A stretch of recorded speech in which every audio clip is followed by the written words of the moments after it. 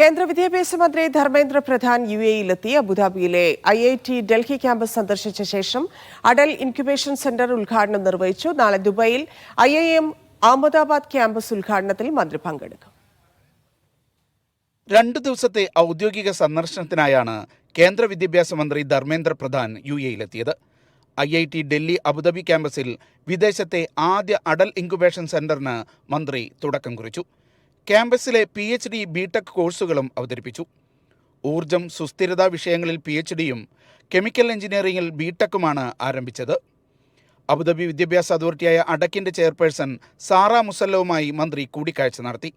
കോഴ്സുകൾ പരസ്പരം അംഗീകരിക്കുന്നതടക്കം വിഷയങ്ങൾ ചർച്ച ചെയ്തു. ഇന്ത്യയിലെ വിദ്യാഭ്യാസ സ്ഥാപനങ്ങൾ സന്ദർശിക്കാൻ മന്ത്രി സാറ മുസല്ലമിനെ ക്ഷണിച്ചു.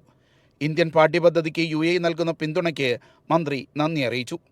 അബുദാബിയിലെ ബാബ്സ് ഹിന്ദു ക്ഷേത്രത്തിൽ ദർശനം നടത്തിയ മന്ത്രി ദുബൈയിലെത്തി സിംബിയോസിസ് യൂണിവേഴ്സിറ്റിയുടെ വാർഷികം ഉദ്ഘാടനം ചെയ്തു. നാളെ ദുബൈയിൽ IIM അഹമ്മദാബാദ് ദുബൈ ക്യാമ്പസിൻ്റെ ഉദ്ഘാടന ചടങ്ങിൽ പങ്കെടുക്കും. UAE വിദ്യാഭ്യാസ മന്ത്രിയുമായി കൂടിക്കാഴ്ച നടത്തും. ഗൾഫിലെ CBSE പ്രിൻസിപ്പൽമാരുമായി കേന്ദ്രമന്ത്രി ഓൺലൈനിൽ സംവദിക്കുമെന്നും അധികൃതർ അറിയിച്ചു. Media 1 Dubai.